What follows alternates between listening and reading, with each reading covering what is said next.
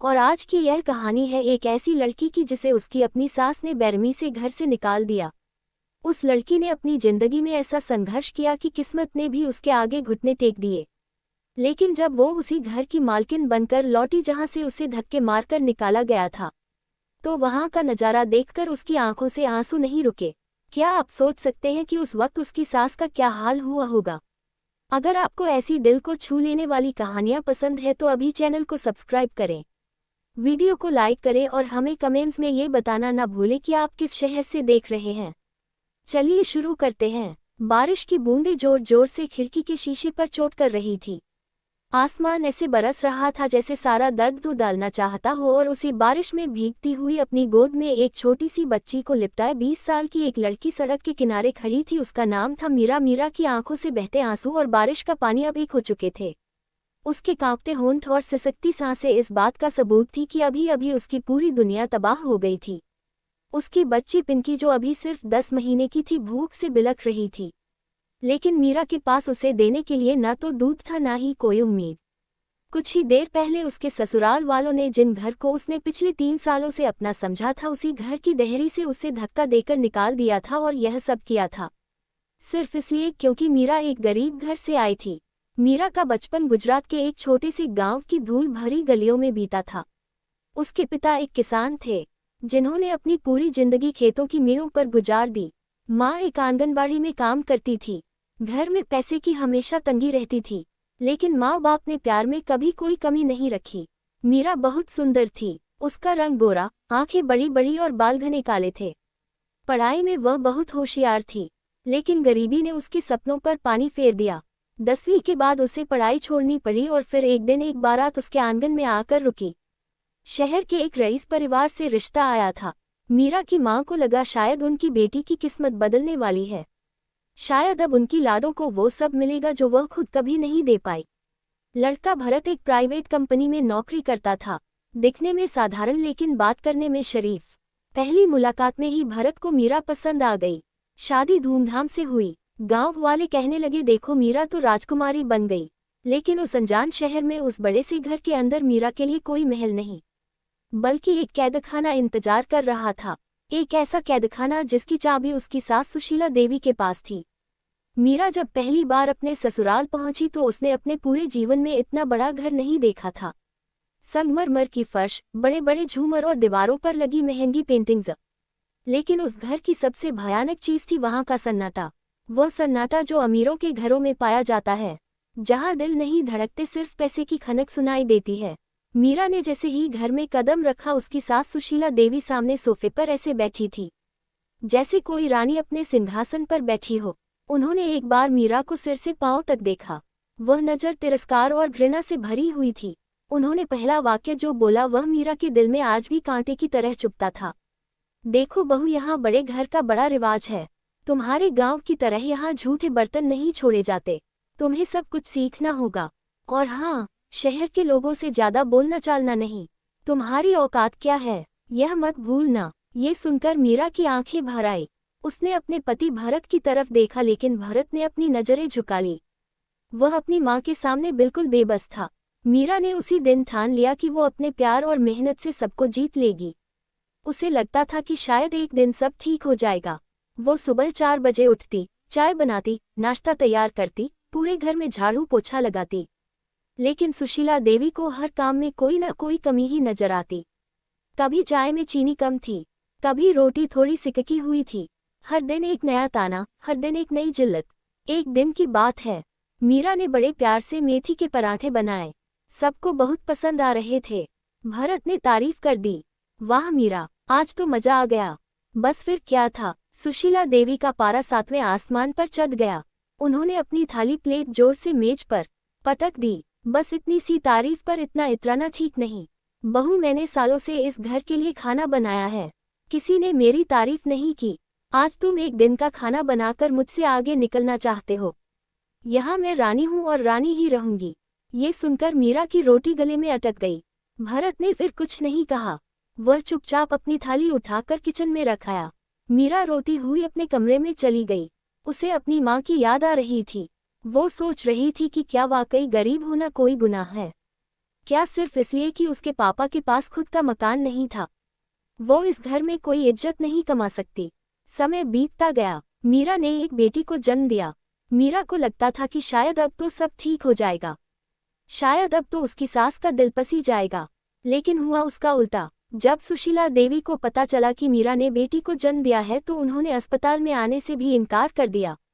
मीरा की माँ जो उसकी देखभाल करने आई थी, उन्हें सुशीला देवी ने साफ शब्दों में कह दिया, तुम्हारी बेटी तो वैसे भी हमारे घर के लायक नहीं थी और अब इसने तो हमारा वंश भी आगे नहीं बढ़ने दिया। हमें तो एक बेटा चाहिए था। मीरा ने यह बात सुन ली। उसने अपनी माँ को जाते हुए देखा। उसकी माँ की आंखों में आंसू थे, लेकिन होठों पर एक फीकी सी मुस्कान थी। उसने मीरा से कहा, बेटा सब्र कर, सब ठीक हो जाएगा। मीरा ने अपनी बच्ची को सीने से लगा लिया। उसने उसका नाम पिंकी रखा।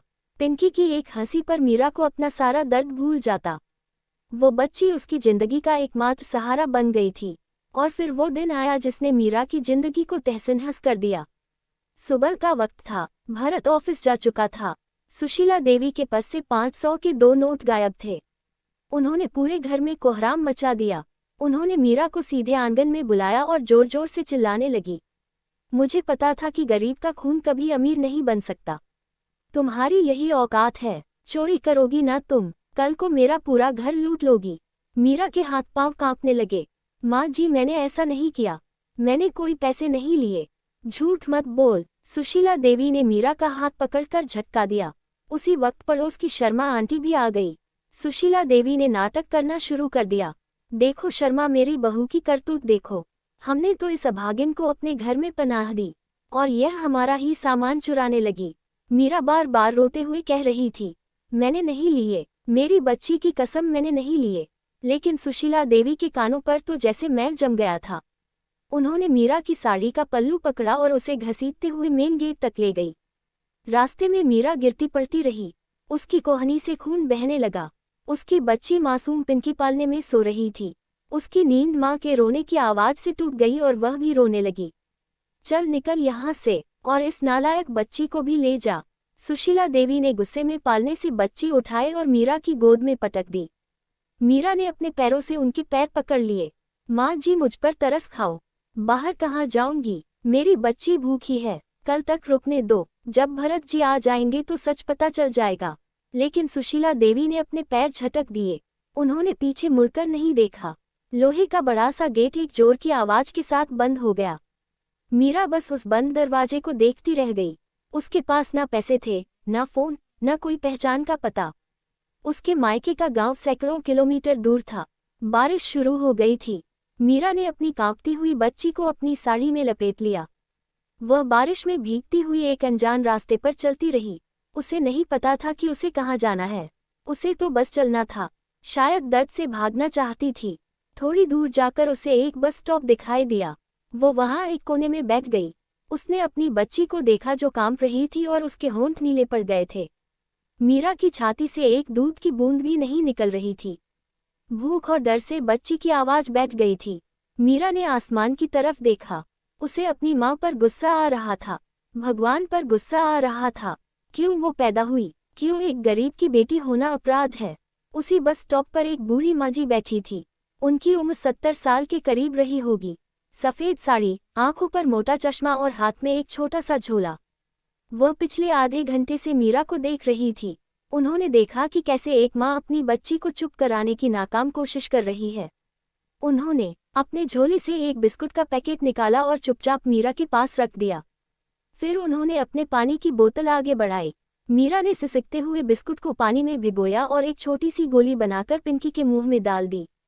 भूखी बच्ची ने झट से उसे निगल लिया और शांत हो गई। बुढ़िया माँ ने पूछा, बेटा तुम्हारा नाम क्या है? मीरा, उसने रुआ से गले से जवाब दिया। क्या हुआ है? तुम्हारा कोई नहीं है? बुढ़िया माँ की आवाज में एक अजीब सी अपनापन था। मीरा ने अपना सिर हिला दिया। नहीं माँ जी, अब मेरा कोई नहीं है। और फिर उसने कुछ नहीं बताया। वह किसी अनजान पर भरोसा नहीं करना चाहती थी। लेकिन बुढ़िया माँ ने उसकी बाह पकड़ ली। चल मेरे साथ, इतनी रात में यहाँ बच्ची को बीमार कर देगी। बुढ़िया माँ उसे अपने घर ले गई। वो घर कोई बंगला नहीं था, बल्कि एक पुरानी सोसाइटी का एक छोटा सा कमरा था। लेकिन वो कमरा मीरा के लिए किसी महल से कम नहीं था। कमरे में एक छोटी सी रसोई थी, एक पलंग था और दीवार पर एक बुजुर्ग आदमी की तस्वीर। वह तस्वीर देखकर मीरा समझ गई कि बुढ़िया माँ अकेली है। बुढ़िया माँ ने तुरंत एक तौलिया निकाला और मीरा को दिया। फिर उन्होंने चूल्हा जलाया और एक गिलास गर्म दूध बनाया। आधा दूध उन्होंने पिंकी को पिलाया और आधा मीरा को पकड़ा दिया। पी ले बेटा, तू भी तो सुबह से भूखी होगी। बुढ़िया माँ ने मीरा के सिर पर हाथ फेरा। उस स्पर्श में एक जादू था। महीनों बाद मीरा को किसी की ममता महसूस हुई। उसने रोते रोते वो दूध पिया। उस दिन के बाद से मीरा उसी बुढ़िया माँ जिन्हें सब कांताबा कहते थे के पास रहने लगी। कांताबा ने मीरा से कभी ज्यादा सवाल नहीं पूछे। उन्होंने बस इतना देखा कि एक लड़की अपनी बच्ची के साथ बहुत मुसीबत में है। मीरा ने भी अपना दर्द उन्हें बता दिया। कांताबा ने कहा, भगवान ने तुझे यहाँ इसलिए भेजा है क्योंकि अब तुझे अपने पैरों पर खड़ा होना है। रोने से पेट नहीं भरता बेटा। मीरा ने अगले ही दिन से काम ढूंढना शुरू कर दिया। उसने पास की एक कंस्ट्रक्शन साइट पर जाकर मजदूरी मांगी। ठेकेदार ने उसे कमजोर देखकर हंस दिया, लेकिन मीरा ने अपनी जिद से उसे मना लिया। वह दिन भर सीमेंट की बोरियां होती, उसके हाथों में छाले पड़ जाते, लेकिन शाम को जब वह कांताबा के हाथों से बनी रोटी खाती और पिंकी को मुस्कुराते हुए देखती तो सारी थकान गायब हो जाती। कुछ दिन बाद उसने देखा कि कंस्ट्रक्शन साइट के मजदूर दोपहर का खाना बाहर से खाते थे। मीरा ने कांताबा से कहा, बा मैं इन लोगों के लिए खाना क्यों ना बनाऊं। बस फिर क्या था, मीरा ने सुबह 4 बजे उठकर रोटी सब्जी बनानी शुरू कर दी। वो एक छोटी सी रेहड़ी लेकर साइड पर जाने लगी। उसके हाथ का खाना इतना स्वादिष्ट था कि देखते ही देखते उसके ग्राहक बढ़ गए। मजदूर उसे बहन जी कहकर बुलाने लगे। ये सब करते हुए मीरा की सादगी और लगन को देखकर साइट के पास एक दफ्तर से एक अधेड़ उम्र के आदमी आए। वो एक बिल्डर थे, मिस्टर शाह। उन्होंने मीरा की रह पर खाना खाया और हैरान रह गए। बेटी, तुम इतना अच्छा खाना बनाती हो, यहाँ गली में क्यों बैठी हो? तुम्हें तो कोई होटल खोलना चाहिए। मीरा ने हाथ जोड़कर कहा, साहब होटल खोलने के पैसे नहीं हैं। मिस्टर शाह ने मुस्कुराते हुए कहा, पैसों की चिंता मत करो, तुम बस मेहनत करो। और उन्होंने मीरा को एक छोटी सी जगह किराए पर दिलवा दी। वो जगह एक पुरानी बंद पड़ी दुकान थी, लेकिन मीरा ने कांताबा और कुछ मजदूर भाइयों की मदद से उसे साफ किया। उसने अपनी रसोई का नाम रखा मीरा का घर। बस फिर क्या था, मीरा के हाथ के जादू और उसके प्यार भरे व्यवहार ने उस ढाबे को शहर का सबसे मशहूर खाने का ठिकाना बना दिया। अब मीरा को मजदूरी नहीं करनी पड़ती थी। उसने 2 और औरतों को काम पर रख लिया जो बेसहारा थी। उसकी बच्ची पिंकी अब बड़ी होने लगी थी और स्कूल जाने लगी थी। लेकिन इस सब के पीछे जो सच्ची ताकत थी वो थी कांताबा। कांताबा हर शाम मीरा का हिसाब किताब रखती थी। वह मीरा को बचत करना सिखाती थी। एक रात जब मीरा अपने ढाबे की कमाई गिन रही थी, कांताबा ने उसे अपने पास बुलाया। उनका चेहरा बहुत उदास था। उन्होंने मीरा का हाथ पकड़कर कहा, बेटा मीरा, अब मेरा समय पूरा हो गया है। मीरा घबरा गई। वाह, ऐसा मत बोलो, आपको क्या हुआ? कुछ नहीं, उम्र हो गई है, लेकिन जाने से पहले मुझे तुझे कुछ देना है। कांताबा ने अपने तकिए के नीचे से एक पुराना सा बैग निकाला। उसमें कुछ कागजात थे। ये देख, यह उस जमीन के कागजात है जिस पर तेरा ढाबा है, और यह इस पूरी बिल्डिंग के मालिकाना हक के कागजात है। मीरा ने अविश्वास से कांताबा की तरफ देखा। कांताबा ने आगे बताया, तेरा ससुराल वालों का वह बड़ा सा बंगला, वह जमीन कभी मेरी थी। मेरे पति के बाद उन लोगों ने धोखे से मुझसे वह जमीन ले ली थी। मैं यहाँ अकेली मर रही थी, लेकिन तब भगवान ने तुझे भेज दिया। अब तू ही मेरी वारिस है। ये सुनकर मीरा जड़ हो गई। उसे लगा जैसे भगवान ने उसे बस इस एक पल के लिए जिंदा रखा था। कांताबा ने उस रात मीरा के सिर पर हाथ रखकर आशीर्वाद दिया और हमेशा के लिए अपनी आंखें बंद कर ली। मीरा का रो रोकर बुरा हाल था। जिस औरत ने उसे माँ का प्यार दिया था वह भी चली गई, लेकिन कांताबा ने जाते जाते मीरा को एक नई जिंदगी दे दी थी।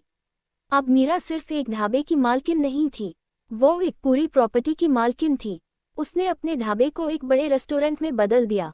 शहर के अखबारों में उसकी मेहनत की तारीफ होने लगी और इसी बीच दूसरी तरफ मीरा के ससुराल की हालत बहुत खराब हो गई थी। भरत ने एक गलत लेनदेन में सारे पैसे डुबो दिए थे। उनका वह आलीशान बंगला जिस पर उन्हें इतना घमंड था, बैंक के कर्ज में डूब गया। बैंक ने नोटिस चिपका कर दिया कि या तो पैसे भरो या मकान खाली करो। सुशीला देवी का सारा घमंड हवा हो गया। वो दिन रात रोती रहती थी। उनके पास अपनी गाड़ी बेचने तक की नौबत आ गई। मीरा को ये सब पता चला तो उसे जरा भी खुशी नहीं हुई। उसे अपनी बच्ची की याद आ गई जो उस ठंडी रात में भूखी थी। उसे अपनी जिल्लत याद आ गई। उसने सोचा, यही तो वक्त है उसने अपने वकील को बुलाया और कहा उस बंगले के कागजात तैयार करो। वो जमीन कांता बाकी थी और अब कानूनन मेरी है। हम उसे खरीदने की बोली लगाएंगे और वह दिन आ ही गया। सुशीला देवी और भरत अपने बंगले के बाहर खड़े थे। उनका सारा सामान बाहर रखा हुआ था। बैंक वाले नीलामी की प्रक्रिया कर रहे थे। सुशीला देवी गिड़गिड़ा रही थी, लेकिन कानून के आगे किसी की नहीं चलती।